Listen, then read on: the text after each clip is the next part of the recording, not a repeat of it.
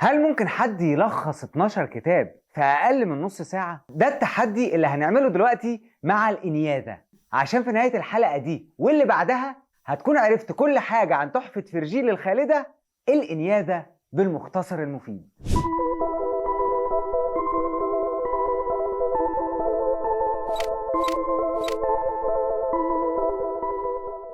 الإنياذة تعتبر واحدة من أهم القصائد الملحمية في التاريخ الغربي، والعمود الفقري للكلاسيكيات الأوروبية. قصيدة مكونة من 12 كتاب، ومن خلالهم فرجيل بيكمل ملحمة الإنياذة، وبيحكي قصة المحارب إنياس ورحلته لإيطاليا بعد ما طروادة اتدمرت، وإزاي أسس المدينة اللي قامت منها روما بعدين. ورغم إن الإنياذة في الأصل قصيدة ملحمية، فرجيل استخدم فيها عناصر تانية وكانت غير مألوفة في وقتها، زي التراجيديا والشعر التفسيري اللي بيشرح أصول الحاجات. وطبعا إضافة العناصر دي عملت للقصيدة وقع مختلف، وبالتالي ناس كتير أعجبت بيها، وعلى رأسهم الإمبراطور أغسطس اللي بدعم منه الإنياذة انتقلت لحتة تانية خالص وخدت شهرة واسعة جدا. وأكيد الشهرة دي كان لازم تاخد صاحب القصيدة دي لعالم الشهرة، وده خلاه يقف قدام الإمبراطور بجلالة قدره وقرأ الكتب الثانية والرابعة والسادسة من القصيدة. وأثناء قراءته للكتاب السادس، أوكتافيا أخت الإمبراطور كانت حاضرة وأغمى عليها من التأثر من الأحداث. مشاعر مبالغ فيها بصراحة يا مدمزيل. طب استنى، قبل ما نقول إنها أوفر، تعالوا نعرف هي ليه أصلا اتأثرت. قصة الإنياذة بتبدأ في البحر المتوسط لما بيخرج أسطول طروادي بقيادة المحارب إنياس، وبيعيش رحلة البحث عن وطن جديد في إيطاليا. في الوقت ده النبوءات كانت بتقول إن إنياس ابن الإلهة فينوس هيبني في دولة إيطاليا أمة كاملة هتتميز بالعظمة والاحترام، لكن الإلهة يونو اللي هي النسخة الرومانية من هيرا هتقف ضده وتحاول تهد كل ده، وده لأنها لسه غضبانة من فارس عشان ما اختارهاش كأجمل إلهة. لو مش عارف الحكاية ارجع لحلقة الإلياذة وهتلاقي اللينك في الديسكريبشن تحت. المهم ان ده سبب كرهها الشديد للطرواديين، ده غير قناعتها الشديدة بان احفاد انياس هيجوا في يوم ويدمروا مدينتها الفاضلة قرطاجة. وفوق كل ده بيجي امير طروادي ويزود من عدائها ليهم، وده بعد ما بياخد مكان بنتها هيبي وبيبقى هو المسؤول عن تقديم الكاس للاله جوبيتر. فكده خلاص دوافع الانتقام بقت على قفا من يشيل. وعشان كده يونو قررت ترشي ملك الرياح ايولوس وقدمت له احلى حورية بحر عندها، وده في مقابل انه يدمر اسطول انياس. وطبعا ايولوس وافق على الصفقة وعمل عاصفة رعدية شديدة قلبت الدنيا على سفن الطرواديين. وقتها نبتون النسخة الرومانية من بوسايدن اتغاظ من تدخل يونو في مملكته، ورغم انه مش بيحب الطرواديين هدى البحر وامر الرياح تبطل تضايق الاسطول. ساعتها الطرواديين نزلوا على ساحل ليبيا وقالوا له كانك يا راجل. ساعتها قرر الطرواديين ياخدوا نفسهم بعد اللي شافوه في البحر، ووقف انياس قائدنا المغوار وحاول يرفع روح جنوده المعنوية، وده بعد ما بقت في النازل، وفكرهم ان رحلتهم الطروادية كان فيها مصايب اكتر من كده بكتير. وفي نفس الوقت فينوس، لا مش دي الآلهة فينوس النسخة الطروادية من أفروديت، ايوه هي دي.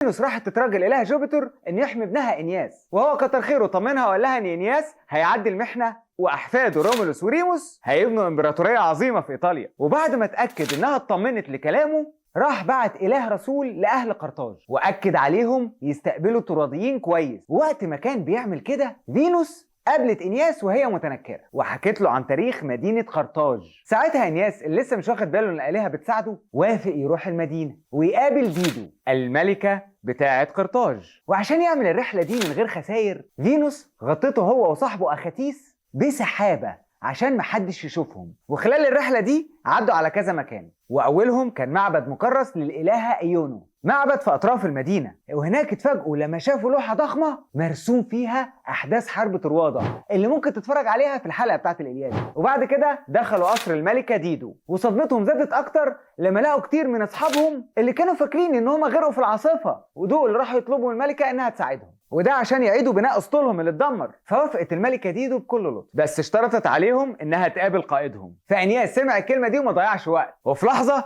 خرج من السحابة ووقف قدام الملكة اللي طبعا انبهرت بالفقرة دي، واستقبلت انياس بترحاب شديد وعملت له وليمة كبيرة على شرفه. بس على الجنب التاني بقى فينوس كانت لسه قلقانة من كره يونو اللي ما بيخلصش، وخافت ان الملكة ديدو تنقلب على انياس، فطلبت ان ابنها التاني اله الحب كيوبيد طلبت انه يتنكر في هيئة ابن انياس ويوقع الملكة ديدو في حب انياس. فراح بقى كيوبيد علشان ينفذ الاوامر، واثناء الوليمة قدر يقضي على حب ديدو لجوزها المتوفي، وصحي جواها شوق كبير ناحية انياس انت خيتي معلش ما قدرتش اسيب القلشة. نرجع بقى للوليمة. انت عارف ان المحب مستمع جيد جدا، عشان كده ديدو خدها الكلام مع انياس لحد ما طلبت منه يحكي لها عن طروادة والمغامرات اللي مر بيها في الحرب لحد سقوطها. لحظتها انياس حذرها ان الكلام عن الماضي هيفتح جراح كتير، بس عشان ما يزعلهاش بدأ يحكي من اخر ايام الحرب لما التراديين شافوا الحصان الخشبي بتاع الاغريق كان واقف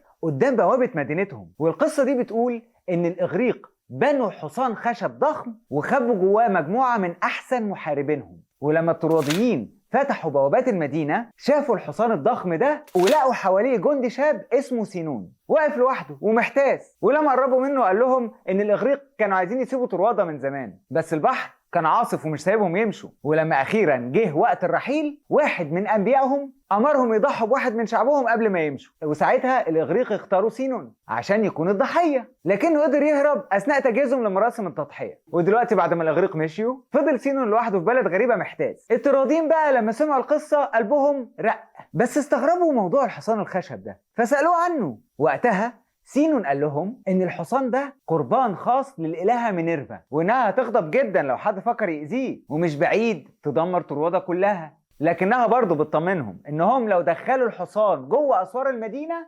ومينيرفا بقت في صفهم هيكسبوا اي حرب جايه ضد الاغريق. في اللحظه دي كان في كاهن طروادي اسمه لكاون، وكان شاكك في كلام سينون وما صدقش ان الاغريق مشوا كده من غير اي طقوس، فجاب رمح وخرم الحصان بيه. وفجاه طلع تنين بحر من المحيط وهجموا على الكاهن وولاده الاثنين واكلوهم قدام الناس. الطرواديين لما شافوا اللي حصل افتكروا ان دي دلاله على اهميه الحصان عند الالهه، ودخلوه طبعا جوه المدينه بكل احترام. وفي بعض الروايات اللي حصل ده كان من تدبير اثينا او بوسايدن عشان يمنعوا لكاون من كشف الخطه. المهم ان المكيده الاغريقيه خلاص كانت قربت تكمل، وفي نص الليل سينون فتح بطن الحصان وطلع المحاربين اللي كانوا مستخبيين جواه وخلصوا على الحراس وفتحوا بوابات طروادة عشان يخش باقي جيش الاغريق كله. وفي الليله دي انياس بيشوف في حلمه هيكتور بطل طروادة اللي توفى، وساعتها هو جه يعرفه ان المدينه خلاص هتقع. فانياس قام من نومه وجري على سطح بيته، ومن هناك شاف بلده الحبيبه وهي مولعه نار كلها. بعد كده قرر ياخد شويه من المحاربين ودخل يحارب وسط المعركه بشجاعه كبيره لحد ما وصل لقصر الملك بريام، وهناك شاف الجنرال الاغريقي بيروس وهو بيقتل الملك بريام وابنه بيلوتيس، وده عند مسبح القصر. وبعد ثواني من الجريمه دي انياس شاف هيلين وكان فاكر انها سبب كل المصايب اللي حصلت في طروادة، فقرر يقتلها. لكن فينوس ظهرت له في اللحظه المناسبه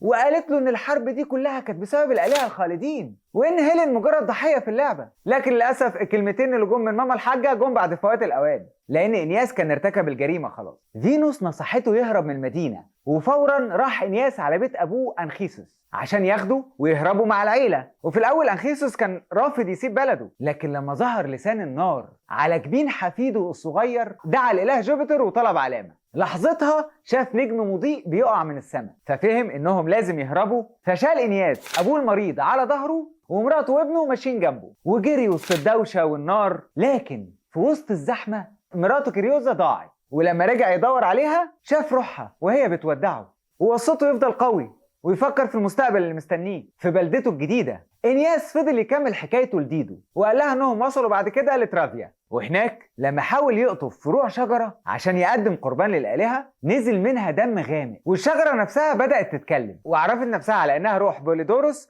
ابن بريام اللي اتبعت زمان لترافيا عشان يكون في امان بعيد عن الحرب. ولكن لما وصلت اخبار سقوط طروادة ملك ترافيا قتل الولد علشان يثبت ولاءه للاغريق. وبعد ما عملوا طقوس الجنازه للامير الطروادي انياس ورفاقه قلبهم اتكسر من الخيانه وسابوا ترافيا وركبوا البحر تاني عشان يروحوا ناحيه جزيره ديلوس المقدسه اللي جواها ظهر الاله ابولو لانياس وامره انه يروح لارض اجداده الاصليه. ساعتها انخيسيس ابوه كان فاكر ان هما يقصدوا جزيره كريت بسبب ان كان في سلف من اجداده الطرواديين هناك، وكان اسس مملكه هناك من زمان بعيد قوي. وصلوا كريت وبداوا يبنوا مدينه جديده، لكن بعد شويه اسابيع ضربهم وباء قاتل وضيع حلمهم بالمملكه الجديده. وفي ليله من الليالي آلهة طروادة ظهروا لإنياس في الحلم وقالوا له ان كريت مش هي الارض اللي كان يقصدها باجداده، وان الجد الكبير دردانوس اللي الترواديين متسميين على اسمه كان اصله من ايطاليا. وبمجرد ما سمع كده قام انياس وشد الرحال من تاني وقاد شعبه ناحيه ايطاليا.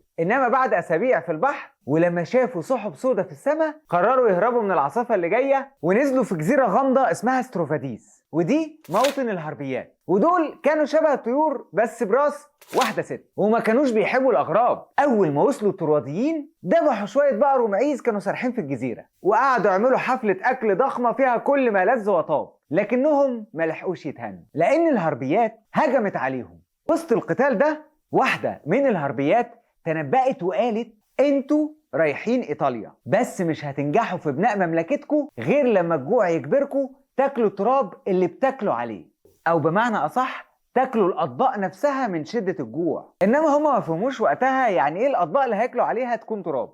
لكن اللي حصل بعد المعركه دي ان الترواديين وصلوا سواحل بفرطم، وهناك انياس اكتشف وجود هيلينوس ابن بريام واندروماكي مرات هيكتور، وعرف ان هما الاثنين اسسوا مملكه صغيره خاصه بيهم. فراح انياس علشان يقابل اندروماكي وحكت له ازاي تم اسرهم بعد سقوط طروادة، ونصحته ان لو عايز يوصل الساحل الغربي لايطاليا فالافضل يلف حوالين جزيره صقليه عشان يتجنب الوحش سيلا صاحب الست رؤوس. وكمل انياس حكايته لديدو وقال لها انه سمع نصيحتها وكمل الرحله ناحيه ايطاليا. وفي الطريق عدى على اماكن مشهوره، وقبل ما يوصل الجزيرة واجه خطر كبير من السايكلوبس وهم العمالقة أصحاب العين الواحدة. ومع وصوله على الجزيرة خسر أعز الناس ليه، أبوه إنخيسوس فجأة مات. وعند النقطة دي إنياس بيختم حكايته وبيشرح لديدو إن القدر وإرادة الآلهة هم اللي جابوه لأرضها، ودلوقتي هو تحت رحمتها. ومع كل جزء من القصة وكل كلمة إنياس بيقولها لديدو الحب اللي زرعه كيوبيد بيزيد في قلب ديدو لحد ما بقى نار قايدة جواها. ورغم انها دلوقتي متأكدة من حبها المجنون لإنياس بيفضل القسم اللي أخدته بعد موت جوزها بأن عمرها ما هتحب راجل تاني واقف في طريق اعترافها بمشاعرها. في الوقت ده إيونو ما كانتش بتتمنى حاجة غير ان هي تمنع إنياس انه يوصل إيطاليا، وبتشوف ان حب ديدو ليه هو الفرصة اللي هتحقق بيها الهدف ده. فبتعرض على فينوس اتفاق سلام وبتقول لها ان لو ديدو وانياس اتجوزوا العداوة اللي بين الترواديين والتيريين اللي هم شعب ديدو هتنتهي، وساعتها تقدر يونو تنسى الخلاف اللي بينها وبين فينوس. بس من حسن الحظ فينوس كانت عارفة كويس ان يونو مش بتدور على السلام، هي بس عايزة توقف رحلة الترواديين لإيطاليا. ورغم كده بتوافق على العرض علشان تكسب وقت وتقدم دعم لإنياس. وفي يوم من الأيام إنياس بيطلع مع ديدو وحشيتها في رحلة صيد، وفجأة يونو بتبعت عاصفة فبيضطروا يستخبوا مع بعض في كهف. هناك بيعترفوا بمشاعرهم لبعض وبيبقوا عشاق لأول مرة. وبعد ما بيرجعوا لقرطاج بيعلنوا عن علاقتهم قدام الكل، وديدو بقى بتفتكر ان الحب ده هيتحول لجواز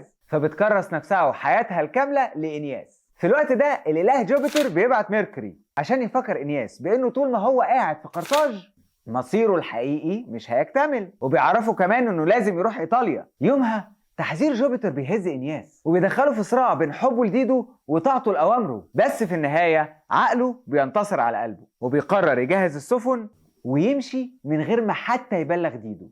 لكن قبل ما يعمل كده ديدو بتعرف بخطة هروبه وبتواجهه بنفسها، وبيقف انياس من غير لا حول ولا قوة عشان يبرر عملته، وبيقول لها ان القرار مش بإيده وانه لازم يطيع امر جوبيتر. لحظتها الملكة المكسورة من الحزن بتطلب من اختها أنا تجمع كل حاجة تخص إنياس، الهدايا والذكريات وكل حاجة، عشان تحرقهم وتنسى حبها للطروادي اللي هجرها. وفي نفس الليلة ميركوري بيظهر لإنياس تاني في الحلم وبيأمره يمشي فورا، فبينفذ إنياس الأمر فبيسيب قرطاجة من غير ما يودع ديدو. وبتسهر ديدو المسكينة تتفرج على سفن إنياس الطروادية وهي بتغادر الشاطئ، ومع آخر سفينة بتختفي في عرض البحر بتفقد ديدو أعصابها وبتجري على ساحة القصر وبتطلع فوق كومة الخشب اللي كانت ناوية عليها تحرق ذكريات، وبتاخد سيف إنياس اللي نسيه وراه وبتطعن نفسها بيه. ومع آخر نفس فيها الملكة الطيبة ديدو بتلعن حبيبها وتموت وقلبها مكسور. وبكده نكون خلصنا الجزء الأول من الإنيازة. حاولوا تقروها، ولو ما عرفتوش اديكم خدتوا مختصر مفيد عنها، يمكن يساعدكم الفيديو ده في يوم من الايام انكم تقروها. واشوفكم في الجزء الثاني من المختصر المفيد مع احمد حسن.